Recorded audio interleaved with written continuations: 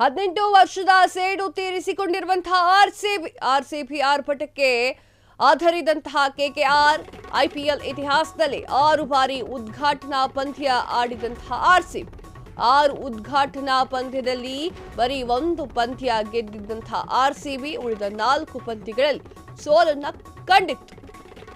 ಕೆಲವು ಪಂದ್ಯಗಳಲ್ಲಿ ಹೀನಾಯವಾಗಿ ಸೋತಂತಹ ಇತಿಹಾಸ ಕೂಡ ಇದೆ. ಆದರೆ ಈ ಪಂದ್ಯದ ಗೆಲುವಿನಿಂದ ತಂಡದ ಉತ್ಸಾಹ ಡಬಲ್ ಆಗಿದೆ.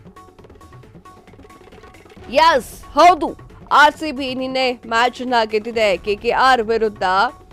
ಎಲ್ರಿಗೂ ಕೂಡ ಖುಷಿ ವಿಚಾರವಾಗಿದೆ. ಐಪಿಎಲ್ 18ನೇ ಸೀಸನ್ನಲ್ಲಿ ರಾಯಲ್ ಚಾಲೆಂಜರ್ಸ್ ಬೆಂಗಳೂರು ಗೆಲುವಿನಲ್ಲಿ ಆರಂಭವನ್ನ ಪಡೆದುಕೊಂಡಿದೆ. ಆ ವಿಚಾರವಾಗಿ ಎಲ್ಲರೂ ಕೂಡ ಖುಷಿಯಲ್ಲಿ ಇದ್ದಾರೆ. ಇಷ್ಟು ವರ್ಷ ಅಂದ್ರೆ 6 ಉದ್ಘಾಟನಾ ಪಂದ್ಯವನ್ನ ಆಡಿದೆ ಆರ್ಸಿಬಿ. ಅದರಲ್ಲಿ ಬರೀ 1 ಪಂದ್ಯ ಮಾತ್ರ ಗೆದ್ದಿತ್ತು ಆರ್ಸಿಬಿ.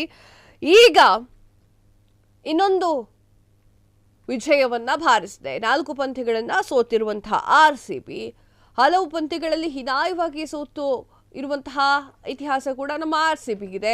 ಆದರೆ ಈ ಪಂದ್ಯದ ಗೆಲುವಿನಿಂದ ತಂಡದ ಉತ್ಸಾಹ ಕೂಡ ಡಬಲ್ ಆಗಿದೆ.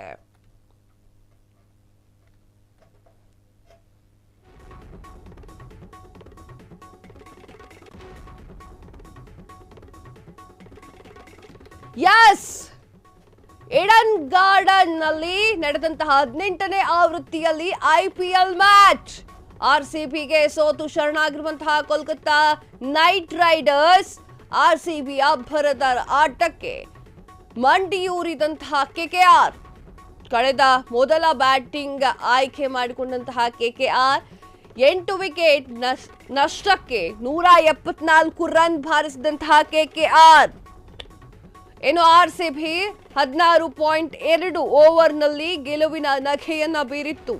ದಣಿವೇ ಅರಿಯದ ಕಿಂಗ್ ಕೊಹ್ಲಿ ಆಟಕ್ಕೆ ತಲೆಬಾಗಿದಂತಹ ಆರ್ಸಿಬಿ, ತಲೆಬಾಗಿದಂತಹ ಕೆಕೆಆರ್, ಇನ್ನು ಕೆಕೆಆರ್ಗೆ ಉಪ್ಪು ತಿನ್ನಿಸಿದಂತಹ ಸ್ಟಾಲ್. ಎಸ್, ಹೌದು, ಐಪಿಎಲ್ 18ನೇ ಸೀಸನ್ನಲ್ಲಿ ರಾಯಲ್ ಚಾಲೆಂಜರ್ಸ್ ಬೆಂಗಳೂರು ಗೆಲುವನ್ನ ಸಾಧಿಸಿದೆ. ರಜತ್ ಪಾಟೀದಾರ್ ನೇತೃತ್ವದ ಆರ್ಸಿಬಿ ಕೋಲ್ಕತ್ತಾ ನೈಟ್ ರೈಡರ್ಸ್ ತಂಡವನ್ನ 7 ವಿಕೆಟ್ನಿಂದ ಸೋಲಿಸಿದೆ. ಕೆಕೆಆರ್ ತಂಡ ಆರ್ಸಿಬಿಗೆ 175 ರನ್ಗಳ ಗುರಿಯನ್ನ ನೀಡಿತ್ತು. ಆರ್ಸಿಬಿ ಇನ್ನು 22 ಎಸೆತಗಳು ಬಾಕಿ ಇರುವಾಗಲೇ ಗೆಲುವಿನ ಸವಾಲನ್ನ ಸಂಪೂರ್ಣಗೊಳಿಸಿತ್ತು. ಐಪಿಎಲ್ 2025ರಲ್ಲಿ ರಾಯಲ್ ಚಾಲೆಂಜರ್ಸ್ ಬೆಂಗಳೂರು ತಂಡವು ಗೆಲುವಿನಿಂದ ಹಿಗ್ಗಿದೆ. ಮೊದಲ ಪಂದ್ಯದಲ್ಲೇ ಆರ್ಸಿಬಿ ಅದ್ಭುತ ಪ್ರದರ್ಶನವನ್ನ ನೀಡಿ ಹಾಲಿ ಚಾಂಪಿಯನ್ ಕೋಲ್ಕತ್ತಾ ನೈಟ್ ರೈಡರ್ಸ್ ತಂಡವನ್ನ ತವರು ನೆಲದಲ್ಲೇ ಸೋಲಿಸಿದೆ.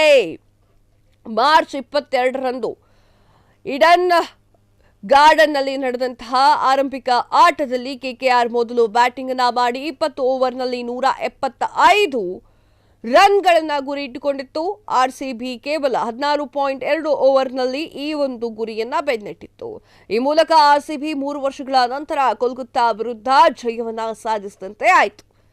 ಇಷ್ಟಕ್ಕೂ ಮೊದಲು ಆರ್ಸಿಬಿ 2022ರ ಸೀಸನ್ನಲ್ಲಿ ಕೆಕೆಆರ್ ತಂಡವನ್ನ ಸೋಲಿಸಿತ್ತು. ಈಗಲೂ ಕೂಡ ಸೋಲಿಸಿದೆ.